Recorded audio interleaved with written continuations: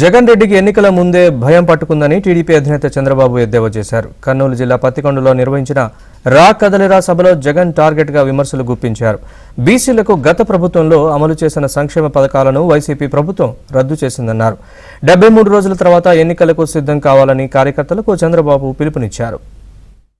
అభివృద్ధి చేయడం చేత కాదు, మీ జీవితాల్లో వెలుగు తేవడం చేత కాదు, సంపద సృష్టించడం అంతకంటే చేత కాదు. కన్నార్పకుండా అబద్ధాలు చెప్పడంలో దిట్ట. దానికి మాత్రం ఈయనకి పిహెచ్డి ఇవ్వాలి మనందరం కలిసి. ఒక విచిత్రమైన వ్యక్తి, ఒక సైకో, మానసిక సమస్యలుండే వ్యక్తి. అందుకే మనలందరినీ నిండా ముంచేశాడు. ఈ ప్రాంతం అంతా కూడా బీసీలో ఉన్నా కాదా అని మిమ్మల్ని అడుగుతున్నా. ఏ బీసీకైనా న్యాయం చేశారా అని మిమ్మల్ని అడుగుతున్నా. మీ జీవితాల్లో మార్పు వచ్చిందా అని మిమ్మల్ని అడుగుతున్నా. 30 ఆదరణ ఇంకా మిగిలిన 30 బీసీ కార్యక్రమాలు అన్ని రద్దు చేశాడు. రద్దు చేసి ఇప్పుడు మళ్ళీ నా బీసీలు అంటాడు, నేను బీసీ బిడ్డ అంటాడు. నమ్మతారా అని మిమ్మల్ని అడుగుతున్నా. 73 రోజులుంది ఇంకా ఈ రోజు నుంచి. ఎక్కడ చూసినా యువత వీరోచితంగా ముందుకు వస్తున్నారు. ఇదే సీన్ కనపడుస్తుంది నాకు ఎక్కడికి పోయినా యువత. 72 రోజులు సైకిల్ ఎక్కండి. ఎక్కడికక్కడ తెలుగుదేశం జనసేన జెండాలు పట్టుకోండి. ఇంటింటికి వెళ్ళండి. తెలుగుదేశం జనసేన ప్రభుత్వం యొక్క ఆవశ్యకత చెప్పండి. 73 రోజులు మీరు పనిచేయండి. మీ భవిష్యత్తు బంగారు భవిష్యత్తు చేసే బాధ్యత నాదని మరొక్కసారి యువతను కోరుతున్నా. తమిళలో ఒక్క విషయం గుర్తుపెట్టుకోండి. నేను ఆ రోజు హైదరాబాదుకు చేసినటువంటి అభివృద్ధి ఈ రోజు కూడా బ్రహ్మాండంగా ముందుకు పోతా ఉంది. ఆ రోజు నేను ఇచ్చిన ఐటీకి ప్రాధాన్యత ఈరోజు తెలుగువారు ప్రపంచం అంతా రాణించే పరిస్థితికి వచ్చారు.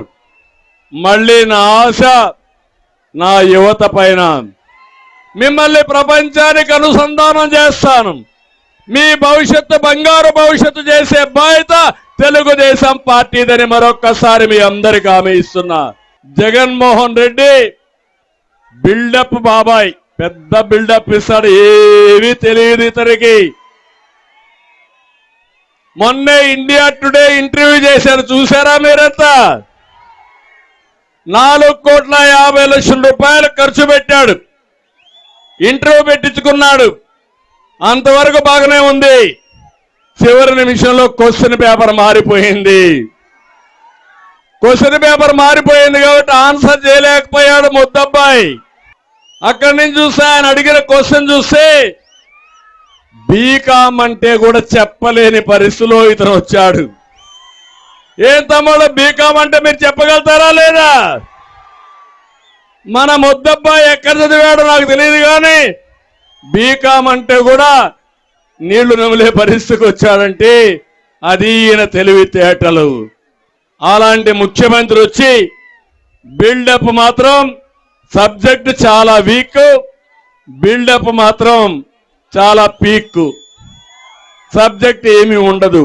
అది ఈయన పరిస్థితి అని చెప్పి కూడా నేను మీకు తెలియజేస్తున్నా. ఆ రోజు ఈ ముఖ్యమంత్రి మద్యపాన నిషేధం చేస్తా అన్నాడా లేదా? చేశాడా మద్యపాన నిషేధం? కానీ మా తమ్ముళ్ళు కొంతమందికి బలహీనత తెచ్చాడు. మా తమ్ముడు తెచ్చాడు పాపం.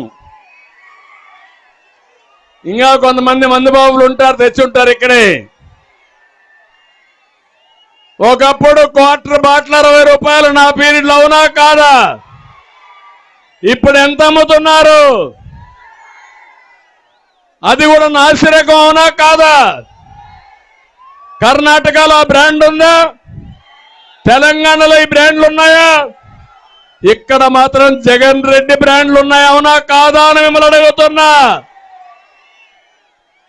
మద్యపాన నిషేధం పెడితేనే ఓటుకొస్తానని చెప్పాడా లేదా? మాట తప్పాడా లేదా?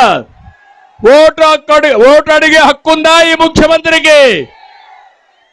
ఏం తమ్ముళ్ళు అందరూ సిద్ధంగా ఉన్నారా?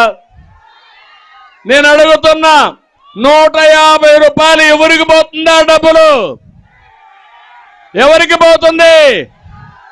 ఎవరికి పోతుంది?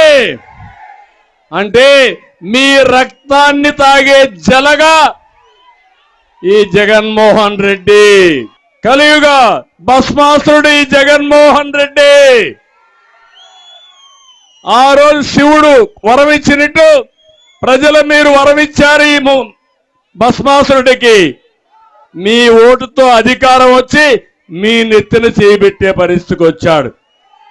ఇప్పుడు నేను ఒకటే కోరుతున్నా, రేపు ఎన్నికల్లో మళ్ళీ ఆ ఓటుతో ఈ భస్మాసురుడిని వధించే బాధ్యత మీ అందరికీ ఉంది.